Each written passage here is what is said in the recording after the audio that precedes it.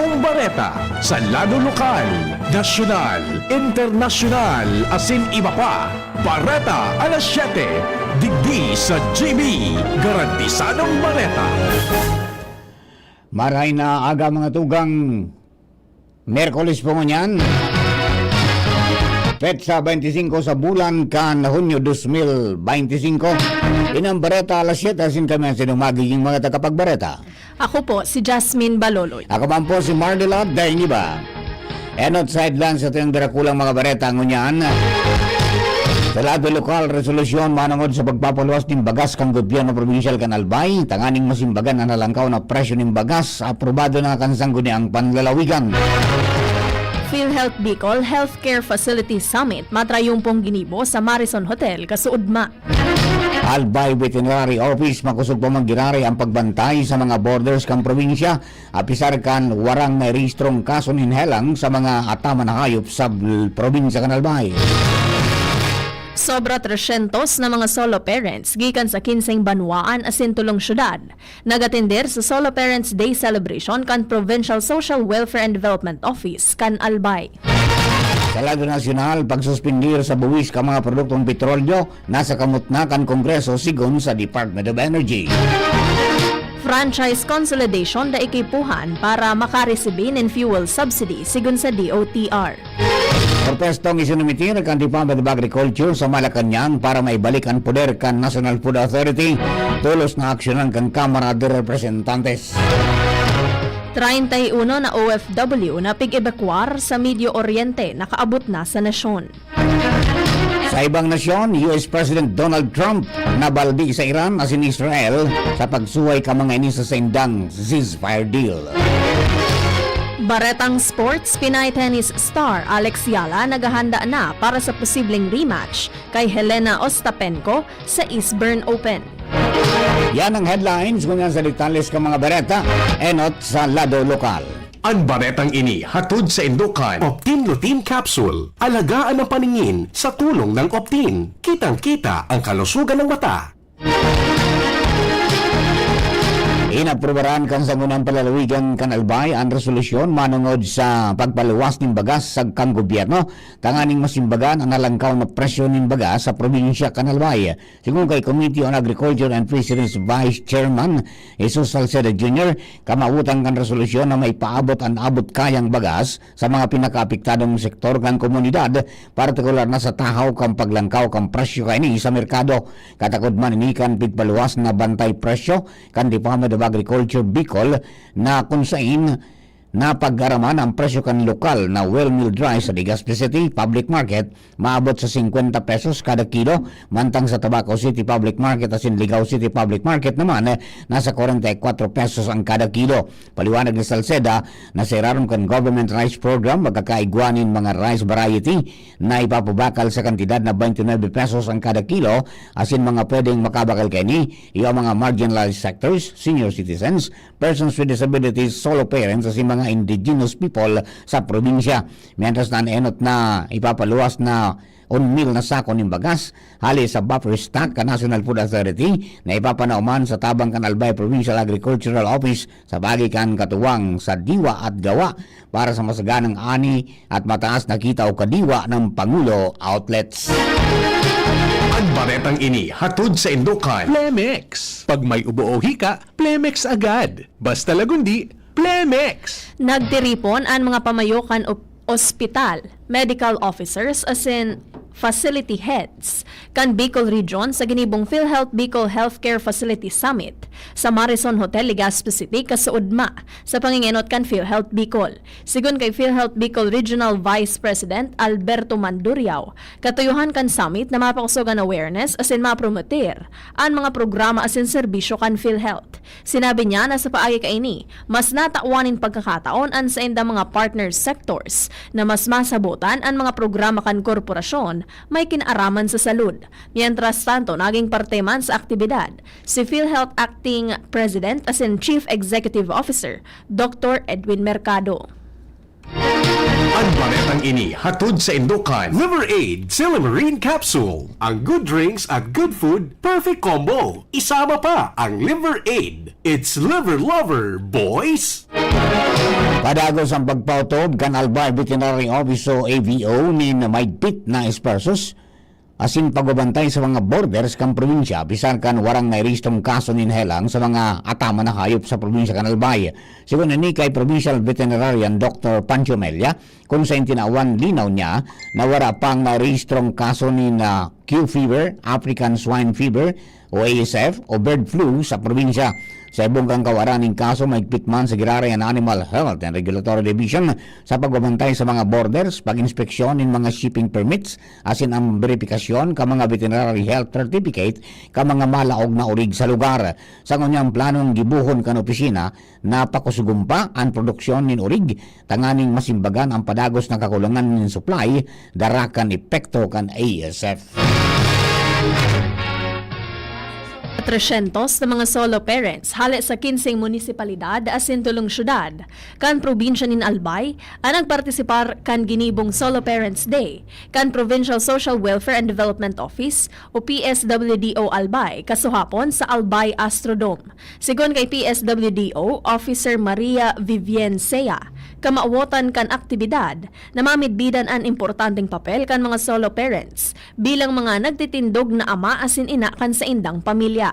Mientras na bilang parte kan selebrasyon, ginibudigdian man iba-ibang serbisyo araw kan libreng medical check-up na may kaibahan na libreng bulong, haircut, pedicure asin manicure, massage asin sarong seminar na nakatutok sa emotional wellness kan mga solo parent. Sa pagpapanatong baretang lokal, nagapilar ang Department of Health o DOH Bicol Center for Health Development sa paagi kang Bicol South Luzon Subnational Reference Laboratory o BSL-SNRL sa Type A plus na blood donors. Sa opisyal na pahayag na pinaluwas kan ahensya, nagkaigwa nin paglangkaw nin demand kan type A plus platelets dahilan ka nalangkaw na bilang ka mga pasyente na nakaka-experiensya nin life-threatening conditions siring kan cancer, severe bleeding, dengue, hemorrhagic fever, asin iba pang helang.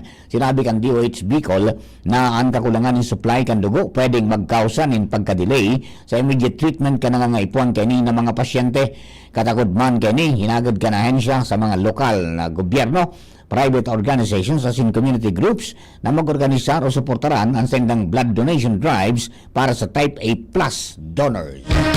Ang baretang ini hatod sa Indukan Mega One. Ang Mega One ay may 21 sangkap para matulungan ka sa iba't ibang karamdaman tulad ng diabetes, high blood, stroke, arthritis, kidney failure, cancer, viruses, at iba pa. Tumawag kay Doc Joey Bitito sa 0998-975-8121 or 0917-853-8933. Formal nang pinuunan kan Ligao City Treasurer's Office o CTO asin COMELEC ang pagbubukas nin mga uncontested yellow metal ballot boxes bilang parte kan preparasyon para sa 2025 barangay asin sangguniang kabataan elections. Sigun sa Ligao CTO, ang aktibidad madurar poon Hunyo 24 sagud Hunyo 26 na pigigibo sa City Public Library, Ligao City, Albay. Dagdag pa kan opisina ang aktibidad.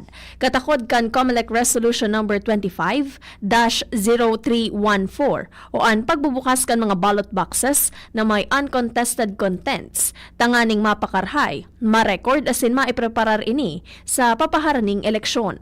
Kaibahan sa mga nag-atendir sa pagbukas ka ini ang mga autorisadong personahes kan City Treasurer, kinatawan kan COMELEC, mga opisyal hali sa political parties asin mga accredited citizens arms.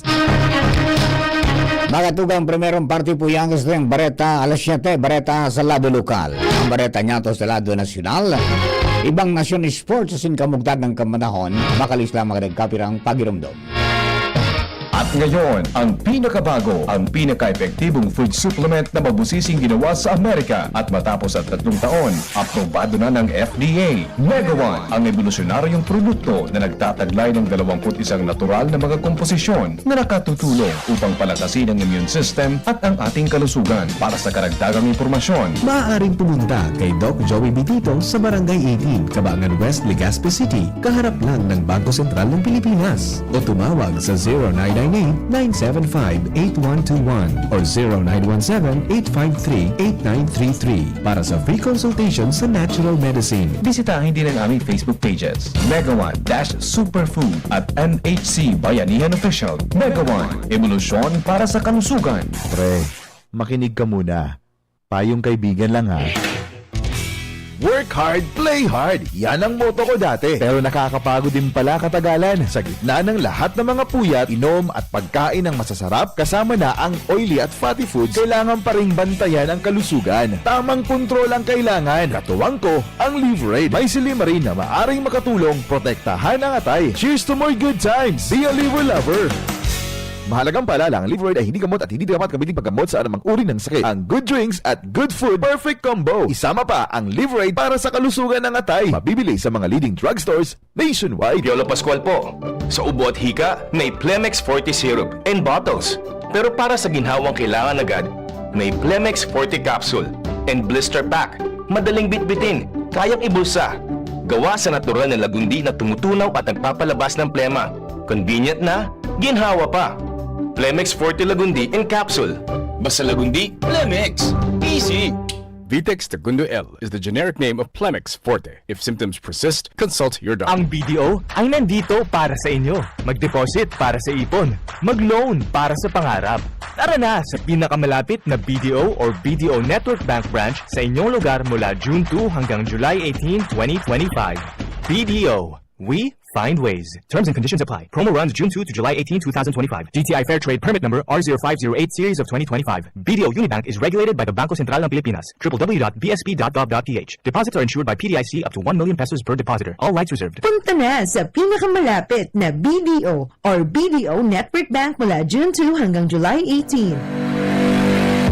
Ipinapaisi kan manihamiento kan Albay Electric Cooperative Incorporated o ALECO na susog sa Board Resolution number 67 Series of 2025 gigibuhon sa Albay Astrodome, Albay District, Legazpi City an Annual General Membership Assembly o AGMA 2025 kan kooperatiba sa maabot na Hulyo 5, 2025 aldawnin Sabado. Inisusog sa Article 3 Section 1 kan ALECO Constitution and Bylaws. Ang mga aktibidades para sa AGMA 2025, iwan on-site registration pon alas 7 nin aga, program proper alas 9 nin aga, asin ang business proper alas 11 nin aga kung saan papaginutan ni ALECO Board President Director Cesar Borleos ang call to order. Pagdeterminar kan quorum sa panginot ni Director Maria Gracia Esmenda, Board Secretary, kasabay man ang pagbasa kan mga notisya na ipinaluwas manungod sa AGMA, pati na ang pagbasa kan papaaprubahan na minutes kan nakaaging AGMA. Inisusundan kan bareta kan manihamiento sa panginginot ni Acting General Manager Engineer Wilfredo Boxit. Ang new business iuan mga minasunod pag-aproba kan dagdag na 10 pesos na singil sa buffer fund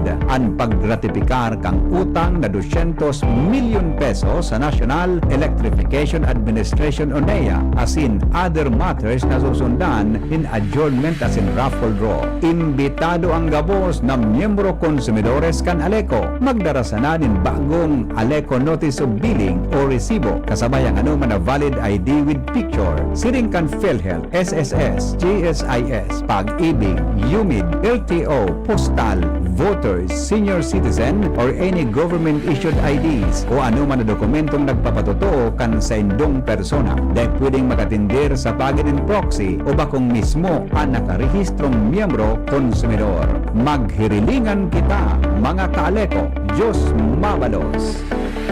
Ginhawang araw, Nay. Ano pong sa inyo? Hi, ito yung kailangan kong gamot. Kasya kaya sa budget ko?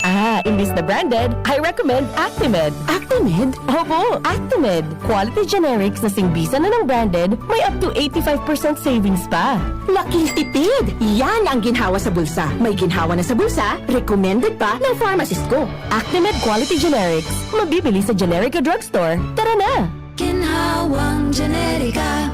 If symptoms persist, consult your doctor. Isang pangalan singbisa ng maraming brand. Actimed Quality Generics. Dimples Romana po para sa ginhawang generika. If symptoms persist, consult your doctor. DCGB, Barreta, alas 7. Barreta, alas 7.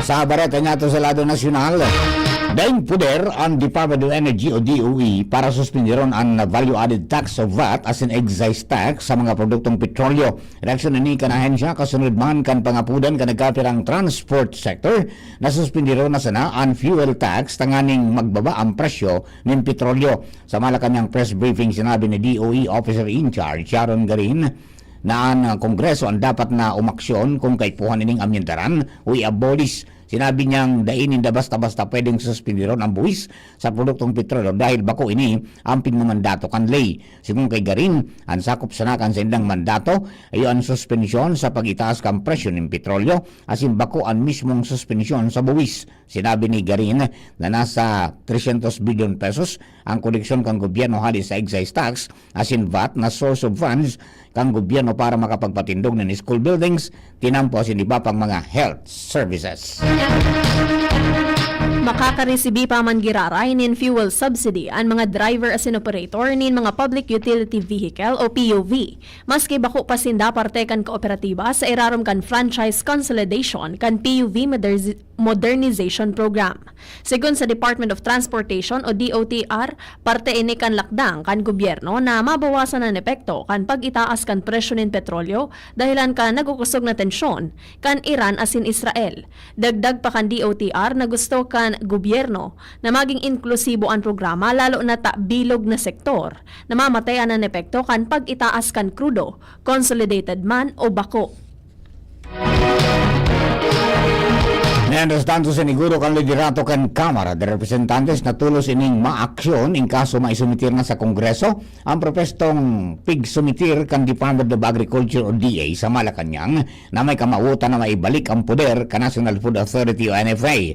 Sigong kay House Speaker Ferdinand Martin Romualdez, nasakop kan poder na ini na makabakalan ng NFA nin paroy sa tamang presyo asin siguro na sufisyente ang supply ng bagas para maging estable ang presyo kay ni. Kaibanan man sa draft bill ang price supports, post-harvest facilities asin mas makusog na koordinasyon entre kan NFA asin mga lokal na gobyerno tanganing masiguro ang establing supply ng pagkaon sa mga komunidad. Kumpiyansa man si Romualdez na ang pigsusulong na reforma sa NFA magiging dalan para magbaba ang presyo ng bagas na mahatod din tabang sa mga parakoma asin mapakusog sa sistema kan supply ng pagkaon sa Pilipinas. Nakauli na sa nasyon ang 31 na mga overseas Filipino workers o OFW na pagibakwar gikan sa Medio Oriente. Sinabat sinda kan mga personahe kan Overseas Workers Welfare Administration o OWA asin kan Department of Migrant Workers o DMW pag-abot kan mga ini sa Ninoy Aquino International Airport. Ang 31 na OFW kumpuesto kan 26 na mga Pilipino hali sa Israel. Tuloan gikan sa Jordan, saro sa Palestine asin saro hali sa Qatar. Lunad ang mga inikan Qatar Airways flight QR934. Asin nag-abot sa naiya nin pasado alas 8 kasubanggi. Sindaan primerong batch kan mga pinaibakwar na mga Pinoy hali sa kariribokan entry kan Israel asin Iran. Sinabi ni DMW Secretary Hans Leo Kakdak na medyo naatraso ang flight dahil sa temporaryong sinuspender kan Qatar ang air traffic. Dagdag pa kaini na matatawanin mga ayuda ang mga OFW sa kabilugan na 30,000 na mga Pilipino, igwa ng 311 ang nairehistro para sa repatriation. Kadagdag na baretang nasyonal, hinagad ka na Office of the Prosecutor ka International Criminal Court o ICC sa korte na ibasuran interim release plea ni dating Presidente Rodrigo Duterte. Pigo konsiderar ang prosekusyon na flight risk si Duterte dahil sa daikay ni pigmidbid ang poder kang korte asin sa pahayag kan sa iyang pamilya na ang pag-aresto sa iya iyo ang kidnapping. Sa sarumpay ng dokumento na pigsumitir kan Hunyo 23, kinontra kan prosekusyon ang kagadan kan defense team ni Duterte na paramenta sining palibrihon bago man ang nakatalaan na confirmation of charges hearing sa maabot na September 23, 2025. Tirawan nindo ni ICC Deputy Prosecutor Mame Mandiaye Niang na may mga posibleng patakot kan papalibrihon si Duterte kay banan ang posibilidad kaining pagdulag, pananakot sa mga testigo asin pagpadagos kang krimen kung makakabwelta siya sa Pilipinas. Si Duterte nasa kustodya mo niyan kan ICC para ampangon ang kasong crimes against humanity may ginaraman sa War on Drugs campaign sa irarom kan sa iyang administrasyon. Hinagad kan US Embassy in the Philippines sa gabos na ma-apply para sa FOJ non-immigrant visa na gibuhon na publican sa indang mga social media account. Initanganing mapadalian pag-uugid na kinakaipuhan para sa pagkatawo kan visa applicant. Dagdag pa kaini na effective immediately ang nasabing kahagadan poon 2010 o taon 2019 kan pig-imponer kan Estados Unidos sa visa applicants na magtaon in social media identifies o identities sa immigrant as in non-immigrant application forms. Sa indang sinabi na pigagamit ninda ang gabos na available na impormasyon sa indang visa screening tanganing maugid ang visa applicants na inadmissible sa Amerika kaibahan na ang mga posibleng patakot sa US national security.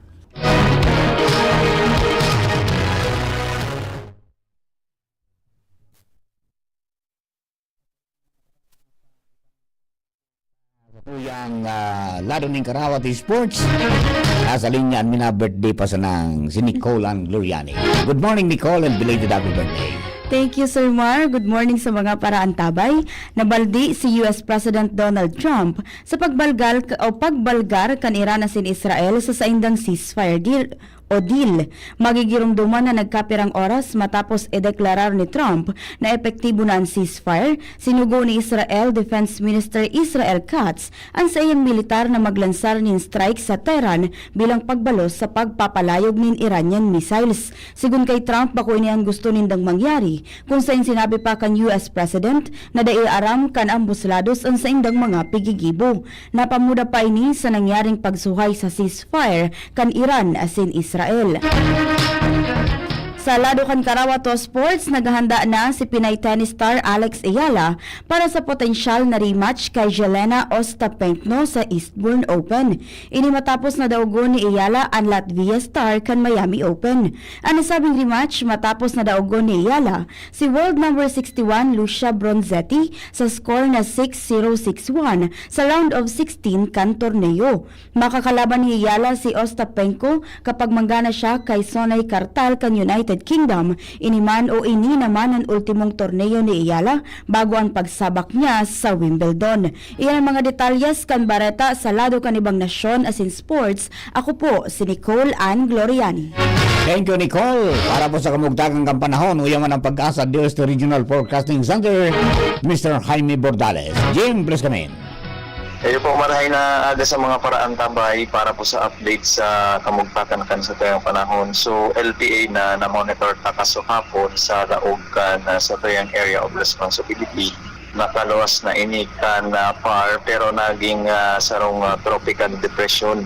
Sa agong aga ang sentro kainitig kakarkulutang nasa distansyang 555 kilometers west kang Bacnotan duman sa probinsya kan La Union. Igwa ining maximum sustained winds na minaabot sa 45 km per hour asin pagbugso o Pandoros o Gastones na minaabot man sundong 55 km per hour.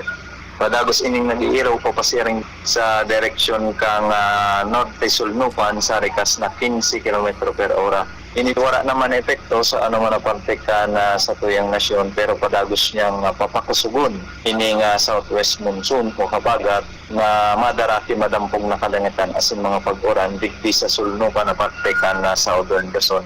So digdi sa tuya sa Kabikulan, although apektado man giraray kita kan diit na habagat pero sa bilog na maghapon mas maray na panahon na lauman ta pero na lang duman sa birigda ang pag-uran na may kaibang pag-ikilat asin pagdaguldol na mas halang kawang tsansa pag-abot kan hapon sundo sa Banggi. So pero duman sa naunang bitan pang tropical depression sa luwas ng par para man kitang ibang na-monitor na LPA o bagyo sa laog kang area of responsibility. Asinan sa tuyang kadagatan digdi sa Kabikulan, magiging banayad man sa nasundot sa moderato, so wala man kitang nakabanderang dual warning. Lauman sa na ang 0.6 sundong 1.8 meters na langkaw kan na balod. Pero ingat mong giraray sa mga nagagamit kisaradit na bangka pagkaigwa pong thunderstorm sa kadagatan dahil posible ang biglaang pagkusog doros asin paglangkaw kan balod. Nasa tuyang temperatura sa bilog na maghapon, pinakahababa na sa 25 degrees Celsius as in pinakahalangkaw posibleng umabot sundong 32 degrees Celsius. So yan lang po ang sa tuyang update para sa kamugtakan sa tuyang panahon. Hali po digdi sa Pag-asa DOS Legazpi ay nubordadas po sa liwat maray na aga. Thank you very much, Jim. Mga tugang yun na po ang gabilugang sa tuyang alas 7 mga bareta. Kini pa rin si kinalap sa DCGB News Base na nakalis na 12 oras. Nakarang kanakatungan niya to sa pagsurat ng mga bareta. Jenny Matthew Baleran at si Nicole Ann Gloriani. Lado technical, katuwang tapo dyan si Chief Ramir Tanay. Siring man si Casey Tanay. Ang CSP Sinabuan, tawiya pong OGT. Si Jerome Nico Martinez sa DCGB Social Media Department. At po ang bilog ng Bersa ka Mega Force Patrol. Hello kay Benji the Pogi. Listening. Siring man si Jonel Berdin. Morning dyan sa Bonot Family Berdin from Bulacan, May Kawayan. Marco Antonio Cao Bungalbal watching from Tabaco. Si Sir Noel Manalo is also watching at saka si Omer Elis Talola. Good morning everyone, Sir Mar and Jasmine. Maraming salamat po. Sa pangarap po kan sa tuyang mga tagapagantabay na nakahiling sa DCGB News Online Facebook page sa DCGB YouTube channel, nakadangog sa DCGB Live app Siringman, nakaantabay sa DCGB 729 kHz sa pinaka mga radyo asin man dyan po sa 106 sa WGB FM Tabaco. Yan, maraming salamat po. Kami po ang sila mga naging tagapagantabay at tagapagbareta. Ako po, si Jasmine Balolo. Ako po si Marlola Iba. Thank you for keeping us company. God bless the Philippines. Saka na po, masunod ang hapot with BP Henry Maceda. Yan ang DCGB Bareta alas 7. Abangan giraray sa aga. Ang hapon, masunod na pagkalipas ng kainin. May plus ba ka mo sa life? Yes! Dapat pati ka pinindo, may plus man. Arrogant Gyms 3-in-1 Coffee Mix. May plus ingredient na iguang kakaibang sangkap. Kaya kung magkakape man lang kita, igdi na kita sa kapeng may sangkap na marhay sa salud. Iguan na lain-lain na variants na pagpipilian. Gyms 3-in-1 Coffee Mix with Spirulina. Gyms 3-in-1 Coffee Mix with Wheatgrass. Gyms 3-in-1 Coffee Mix with Grapeseed